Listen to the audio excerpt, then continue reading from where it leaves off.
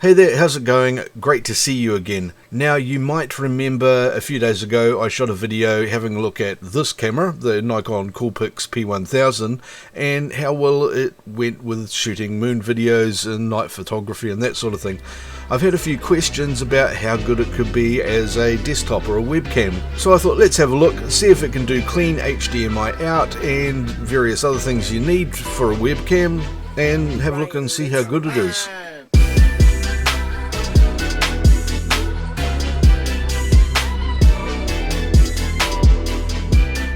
Now, before I get into this, just a quick reminder that if you've got any questions, do put them into the comments below, and click on all those other buttons and everything down there as well, especially the share button. That's the one that really matters.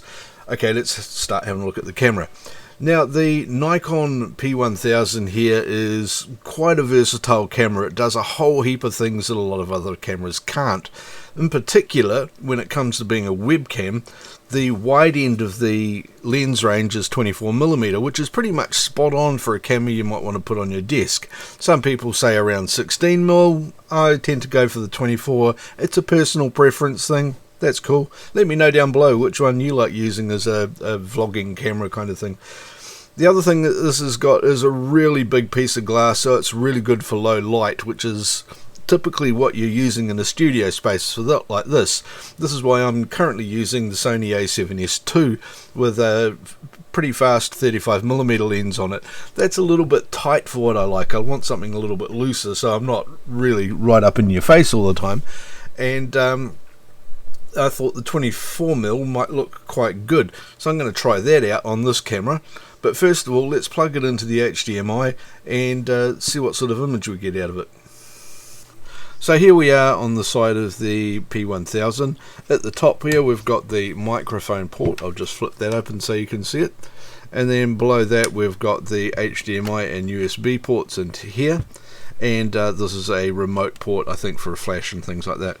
So I'm just going to quickly plug my HDMI cable into here, just like that, and I've just got this little tripod on the bottom of it that I'm going to open up now. This tripod's really neat actually, it's really versatile, and I'll put a link down to this with everything else that I've got in the description below. Right, so here's the camera just set up basically. Now I'm going to flip that around. It's got this neat little pull out screen on the back of it, which I can use to set the thing up and have a look at the settings that are in here. Okay, let's start by turning it on. Okay, so I'm going to hit the menu button on the camera and that'll take me to the menu. This is all default setup that I've got in here, by the way. First thing I want to do is go down to the tools menu here at the bottom, and if you scroll all the way down in here to the bottom, you'll find the HDMI settings. Now I've got this plugged into the HDMI cable at the moment and I can't get to that HDMI setting. That's because the HDMI is plugged into the camera. So what I'm going to do just quickly is pull the HDMI cable out, and now you can see the menu down here a bit. If I just zoom in for you so that you can see that a bit better, and I'm going to scroll down once. Now I can change the HDMI setting. You can't do this while the HDMI cable is plugged in. This is something they don't tell you in the manual. HDMI clean output at the moment is turned off, so what I'm going to do is just click on that and turn it on. It won't output at 4K unfortunately, but given that we're just coming through the Atem Mini and everything, that's okay. 1080p is all we need for doing this kind of work. But anyway, let's plug the HDMI cable back in. Just quickly into the side here. Make sure I get it the right way around this time. That always helps. And then we've got the menu coming back up on screen here. So now we're back into here. I'm going to quickly jump up to the movie functions here, and everything else here is just set to its normal settings, so that's all good. We'll back out of the menu there. Now because I've chosen clean HDMI output, it's telling me here that I've got to set a couple of things on the camera. This first one is that the camera needs to be set in movie manual mode. So I can do that just using the mode dial here, real easy, and switch that round to movie manual. There you go. And then straight away it's telling me that I've also got to set it into manual focus. You can do this Right at the back, that's this little switch which changes it between autofocus and manual focus. I'll just flip that across to MF. And now straight away I'm in manual focus mode. Now as you can see, this isn't clean HDMI out yet. When we're often talking about clean HDMI out, it means that there's none of the stuff around on the screen like we've got in here, where you can see it's got the shutter speed and the f-stop and the zoom and everything like that. So what I'm going to need to do there is hit the display button on the back of the camera a couple of times just to get rid of that information. That's the display button right here. And when I hit that a couple of times, you'll see that that information on the screen disappears for me.